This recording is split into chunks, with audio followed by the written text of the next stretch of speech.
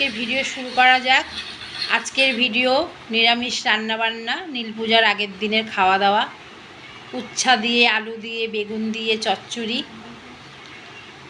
উচ্ছা আলু বেগুনটা কেটে নিলাম।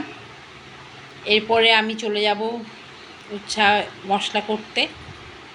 তা মশলা করতে যাব, তোমরা দেখে নাও তাড়াতাড়ি করে। মশলা করব, এই মশলা করলাম। মশলা করার পরে কি করব থেতে মেতো করলাম মশলাটা। এই বাটি এই খেচে নাচু করে বেটে ফেললাম। এই বাটা হয়ে গেল। এরপরে চলে যাব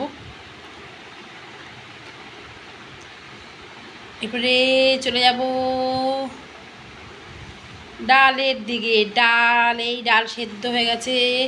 এর মধ্যে একটু গরম জল দিয়ে ডালটা একটু ঘুটে করে দিলাম। এরপরে এই ডালটা ফোড়ন দিয়ে দেবো, ঝাঁকা করে ফোড়ন দিয়ে দিলাম। ডালটা হয়ে গেছে। এরপরে চলে যাব আলু সিদ্ধ মাখতে। আলু সিদ্ধটা ঝাল লাল করে মাখতে হবে। এর জন্য লঙ্কা ভেজে নিলাম। টুকুস করে লঙ্কাটা ভাজছি। লঙ্কাটা পুরো লাল হয়ে গেছে। এই লঙ্কাটা দিয়ে ভালো করে আলুটা মেখে লাল ঝাল করে এরপরে ভাতের সাথে খেতে দারুণ লাগবে বন্ধুরা। একটু সাথে ডাল হলে পরে। এবারে আলুটাকে একটু মেখে নিচ্ছি। এই শুকনো লঙ্কা দিয়ে আলুটা মাখতে দারুণ খেতে লাগে। আর নিরামিষ তো, তাই পেঁয়াজ কিছু দিলাম না। সাথে একটু পাঁপড় ভেজে নিচ্ছিলাম। তো পাঁপড়টা আর আমরা খেতে পারলাম না। পাঁপড়টা আমার ছেলেই খেয়ে নিল। ও পাঁপড় দেখে এই সহ্যই করতে পারে না। প্রথমেই পাঁপড়টাও পরিষ্কার করে দিয়েছে। কি করা যাবে আর। চলো তাহলে আমরা কি করব এবারে উচ্ছে চচ্চড়িটা। ফাইনালি উচ্ছে চচ্চড়িতে চলে আসলাম। চচ্চড়িটা দিয়ে দিলাম কড়াইটা ছ্যাঁক করে উঠলো।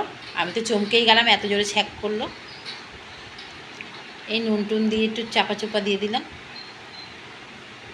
এরপরে একটুখানি 2-4 মিনিট অপেক্ষা করে একটু নাড়াচাড়া দিয়ে এরপরে আমি এর মধ্যে মশলাটা দেব। মশলাটা দিয়েই আবার নাড়াচাড়া দিয়ে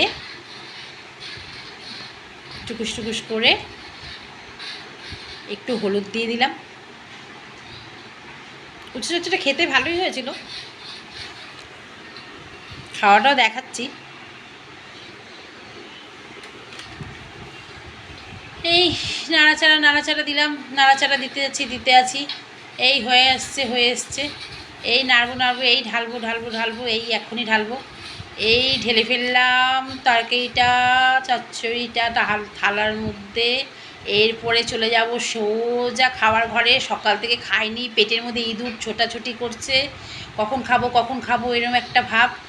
ভাত মাখলাম, উচ্ছা চচ্চড়ি নিয়ে নিলাম। এবার উচ্ছা চচ্চড়ি দিয়ে ভাতটা মেখে ফেললাম। এইবারে পেটের মধ্যে ভাতটা দিলাম। এবারে যেন একটু স্বস্তি বোধ করছি। এবারে ডাল দিয়ে ভাতটা মেখে আলু দিয়ে খেয়ে নিলাম। আমার ভিডিও